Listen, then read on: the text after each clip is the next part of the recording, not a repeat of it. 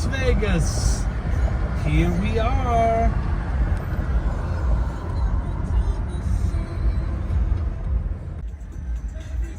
So be forewarned, staying at the Bellagio right now.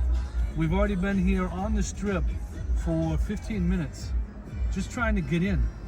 I don't even know if we still can get in or if it's closed, but there's a lot of construction going on and it's quite tough to get to the hotel. So the construction is largely based on getting ready for Formula One, which is coming in November. I don't know about you, but I am so excited about it. I only hope I can make it back in town to check it out. So if you happen to be here during the midweek, which is basically Monday through Thursday, they have half of the boulevard shut down right now. If you are here on the weekend, to my knowledge, that is not the case, and life should be a little bit more back to normal. But I am so excited to be here at the Bellagio for my first time. I've actually stayed at all the other MGM properties in the portfolio, and this was the last one for me to get to. And I wanted to stay here so badly. Full disclosure again, thanks to MGM Comp Rewards, I will be staying here for 3 nights for free, fully comped. But I'm still gonna tell you like it is and let you know what I find at this majestic, beautiful hotel. I'm gonna do valet, which is complimentary for gold and platinum MGM Reward Life customers. Leave a comment down below. Do you valet? Do you self-park? Do you take an Uber or a taxi from the airport? What's your favorite way getting from the airport to the Strip? I'm curious. We are immediately welcomed by the world's largest glass sculpture, the Fiore di Como, which when it was built was $10 million. It's right here on the ceiling. I'm just gonna spin around the lobby because I love looking at it. I already checked in on my phone and I used the digital key option. For those of you that haven't tried that yet, I totally recommend it. It really beats waiting in line. And if you want to still print a key, there's kiosks to do that, because sometimes the phone is a little wonky and won't work, but you can still pick up a key anywhere you need to.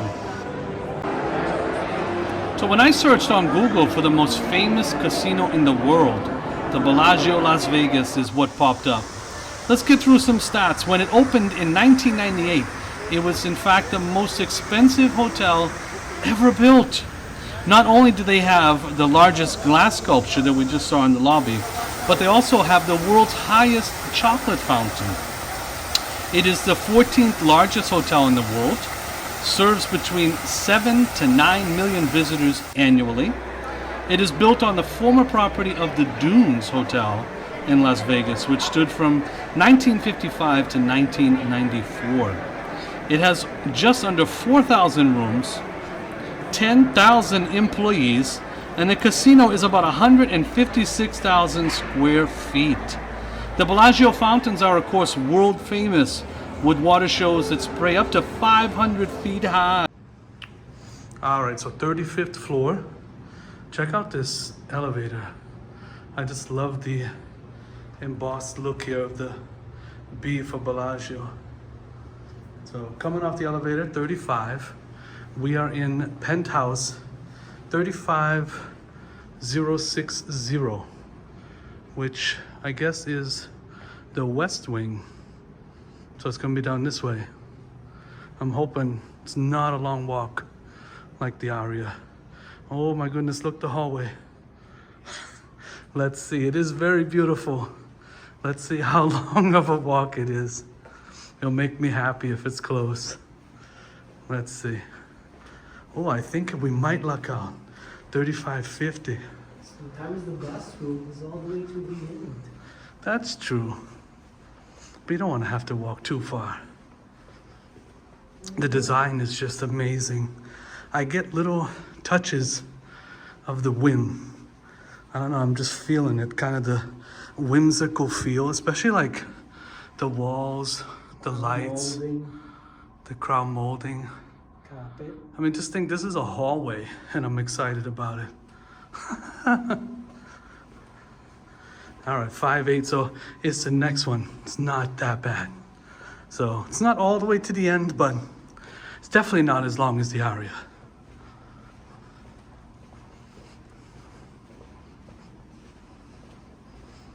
Nice and clean. And here we are. Suite number 35060. All right, so good morning. Got right up today and ready to roll. Would love to show you around the room. 2-bedroom penthouse at the Bellagio. It is pretty incredible. Take a look. So coming in, we have this nice little foyer area right in here. You have some artwork on the wall to greet the guests. So coming off the foyer to greet your guests, you have a beautiful half bath and some real nice fixtures in here. A little bit of artwork right on the wall.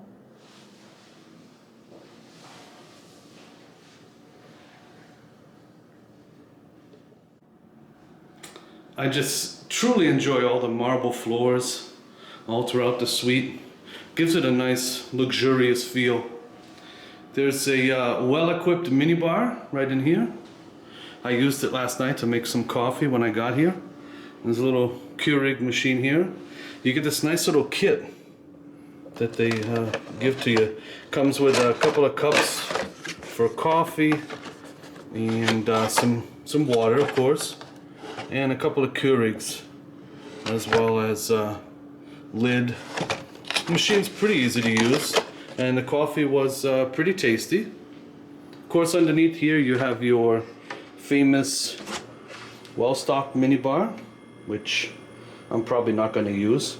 I went to the grocery store and grabbed some water and stuff, which you can use in your own fridge, which is provided right down in here.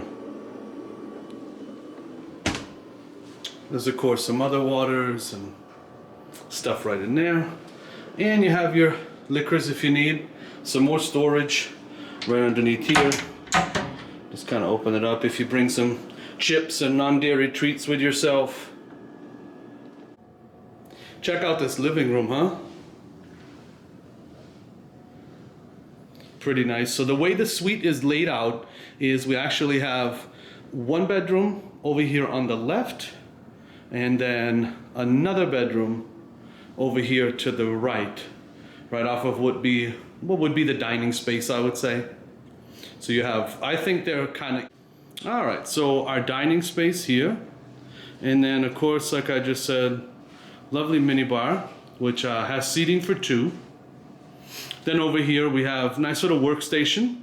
If you got to do some work in Vegas, the plugs are right on the side of the desk. And then just love this artwork all throughout the suite. Just gives a nice luxurious feel to it. Coming in here is our bedroom right in here. Again, some artwork on the wall. Charging ports are inside the lamp. I was kind of looking for them like crazy on the wall and then down on the side of the stand, but I found the plugs right there. So only one. If you have more than that, you probably need a some kind of charging block, I would think. Nice little embossed pillows on the bed with the Bellagio stamp. You got a little radio over there on the side. And TV obviously in the room. And of course you can hook up the TV. It's pretty smart. You can cast some stuff if you need to. The bathroom, I think, is probably my favorite part so far. If you look over here on the left, nice big vanity. There's a little makeup station, or I actually used it to do a FaceTime call today. You can sit there and do that. Nice little carpet in here. And beautiful jetted tub, which is just amazing. The jets come right out, turned it on to see. You have one of 2 water closets on this side. Let me just put the light on here. With a bidet, yes! We all love bidets, right?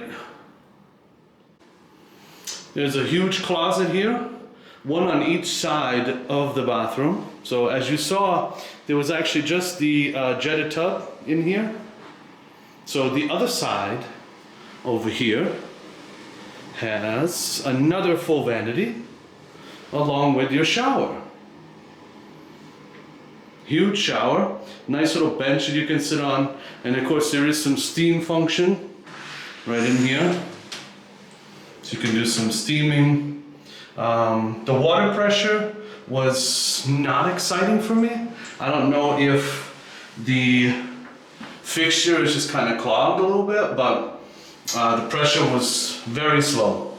And which I actually like, because I like conserving water when I'm in Vegas. It's like a big thing out here. But a lot of hotels, I'm just used to really, really high water pressure when I am here. So it kind of took me by surprise that the pressure was as low as it was. All right, coming back out of the suite. Of course, the dining area, like I said, is right here. Living room. Close the drapes. Hello, close the drapes. Oh, wait a second. They're not voice activated. The bellman actually joked with me when I came up here, because he said that the drapes would work by voice, but they're actually they're controlled over there by the switch on the wall, which is not too bad. So you can control either the sheer back here or the full blackout drape in the front, or one or the other. We have the pool view at this suite, so it has a nice look down. It is unfortunately not the fountain view that I was hoping for, but still beautiful nonetheless. The pool area is pretty amazing. There's so many of them. Nice to check out and head down there. And of course there's a conservatory over on the other side there. All right, so, and just in case you're wondering what I was talking about, here is the drapery controls right over here on the wall. The literally when we checked in, the guy brought the bags up, and he was joking, and he was saying they're voice activated, and he was pushing the buttons, and he was saying that he likes to joke with people about that, but in fact they are not. And I believe someone told me at the Wynn or the Encore that they actually are. So I don't know how long that joke will last for him, but they do have voice activated curtains now. So here's the matching bedroom on the other side. And again, I don't know, you tell me your opinion, but I think both bedrooms are pretty equal. Some people debate that one side the bed is larger than the other. There's another TV in here. So you have the TV in the living room, you have the TV in 2 bedrooms, and there's also the TV in the bathrooms. And if you missed that, I'll point that out in just a second. So there's actually matching bathrooms on this side as well, but it's opposite sided. So on the right hand side, we would have the beautiful, again, soaking tub. And you have the water closet right off through here. And then where was the TV? The TV is in the mirror, right here actually. So if you look right here, there is a remote control. You turn it on and it comes right here in the mirror. So while you're sitting in the tub, enjoying a bath, you can be also watching some television. And again, the makeup station right over here. And then of course, right across, we would have the other side of the bathroom, again with the stand-up shower and another toilet. So count the toilets. We got 1, 2, 3, 4, 5. And if you count the bidets as a toilet, if you're really desperate having that kind of party, you have 7 toilets. 7 toilets in a suite. I don't know how many total people you're gonna have, but it's a lot of toilets. All right, there's the full tour of the Bellagio 2-bedroom penthouse, minus the fountain view, but still stunning nonetheless. I truly, truly love it. I think it's pretty amazing. Give me your thoughts. Tell me what you think. So I had the bellman take my luggage downstairs, and I'm trying to figure out how I call downstairs to get my bag. But this is the phone. Usually every hotel I stay in, they always have buttons on everything that tells me you know, front desk, bell desk, all that stuff. So I might have to walk back downstairs because I'm not sure what to do with this. Look what I found by my bed. I just found this little guy. Some fine Belgian chocolates. That's a great idea. However, sadly, not for the lack factor because it has milk in it. So not a dairy-free treat for me. And I was finally able to use my telephone to call downstairs to reception, who transferred me over to the bell desk. So my bags are on their way up to the room.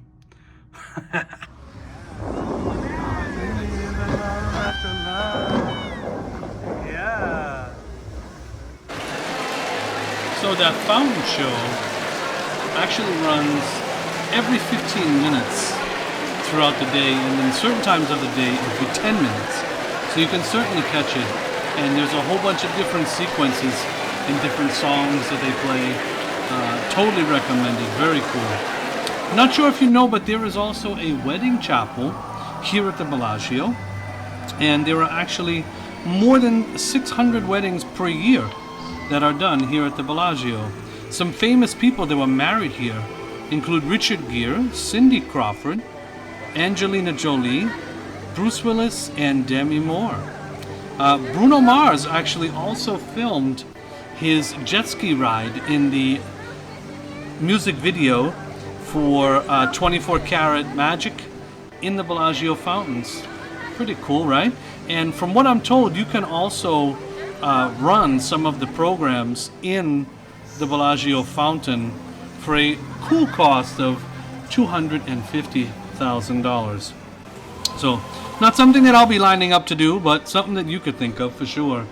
Getting back to this amazing conservatory, there is over 100 employees that are tasked with, literally this is their sole job, making sure this stays beautiful all year round. There's about 4 weeks through the year that they call it the dark weeks, where they're doing the transitions. So definitely something that I'd look into in staying there. I don't know if I'd want to be there in one of those dark weeks. I found that the less lines were in the morning and in the evening. Great time to visit. Sadelle's is one of my favorite places to go for breakfast. Totally dairy-free options are available. Just have to talk to the wait staff. I totally recommend making reservations way before your trip if you can. If not, at least as soon as possible when you get there. I love this basic breakfast. Comes with my bacon, my eggs, and my hash browns. And of course bread with no butter. Avocado toast is also pretty amazing as well. And some more eggs, right? So thank you so much all the viewers and your suggestions. From my Aria video, someone told me that I had to go back and try out this restaurant, Din Tai Fung. And it is located inside Aria, which they literally make all of these, I call them pockets, but you can call them raviolis, wontons. They make them fresh every day. You can watch them being made. There's all kinds of pork options, vegetable options, chicken options, crab, shrimp, and they're just made with flour and water right here, and you can watch them being made while you get in. The restaurant is extremely busy, and it was quite the challenge to get a reservation. We had to be able to get stuck in at like the 2:30 time frame. So not exactly lunch, not exactly dinner, but it was the only time that we were able to get in. But I am very, very happy that I did. None of the food disappointed me. Nice to know is that a majority of like 90% of the stuff did not have milk in it. There's tons of vegan options for people who want to do some vegan. The menu is very straightforward, and you actually order it yourself on a little little piece of paper. And I was able to go online and very easily find their allergen guide. Thank you so much for that. It was right down at the bottom of the menu. You just click on allergen guide, and again, very transparent, very easy to find. Totally love that. Had a great meal here. They actually do like iced tea beverages with all kinds of different juice in them. I myself cannot do chopsticks, so I had to ask for a fork. but no forks needed with those those pork ribs. Those were incredible. Some soups, and of course some of the freshly done pockets. These are some more raviolis here. Those are the shrimp ones. Just amazing. I was totally blown away with how delicious everything was. Service was incredible. These are green beans. These are some vegan dumplings right here. Of course, everything is steamed, so it's not the pot sticker style. Mongolian beef, and then of course some shrimp fried rice, and even dessert taro. So pretty amazing. So, some thoughts on the Bellagio. I have to go back. There was just way too much to see, way too much to do, that I was not able to accomplish much of a lot at all. So I enjoyed it thoroughly, thought it was amazing, absolutely loved the 2-bedroom penthouse. I don't believe that my penthouse was part of the newly renovated ones. I've heard online from a lot of people that there is renovated rooms in the Bellagio. I don't think that mine was one of them. However, that being said, I still feel as though the room was pretty timeless. I did enjoy very much the whirlpool tub. However, if I had some feedback on that, there is no ambient lighting in the bathroom. So it's either full lighting or no lighting at all, which I don't know about you guys, but when you want to relax and take a nice bath, it is nice to have some ambient lighting. So maybe again, that is part of something in the new update. I did not have the fountain view side, which has balconies from what I'm told. I had the pool view, which again, not a deal breaker, but it would have been cool to see the fountain show from the room. The Bellagio casino itself, I had a lot of fun, a lot of games over there. I did in fact find that casino rather on the smoky side for me. I am a non-smoker, so I know it's tough, you know. In Las Vegas, there's only one non-smoking casino, and that's the Park MGM, which I have stayed at many times. But I do like to branch out and stay at a bunch of other places just to get the feel of everything. And I did find that Bellagio did have a lot of smoking going on, even like at 1, 2, 3 o'clock in the morning. So just something to think about.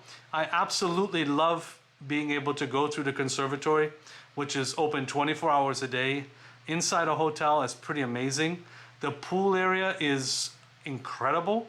I didn't have enough time to explore it as much as I wanted to. Please don't hold me to this, but I think there's about 16 restaurants at the Bellagio, all which are, I want to say, 4 or 5-star restaurants.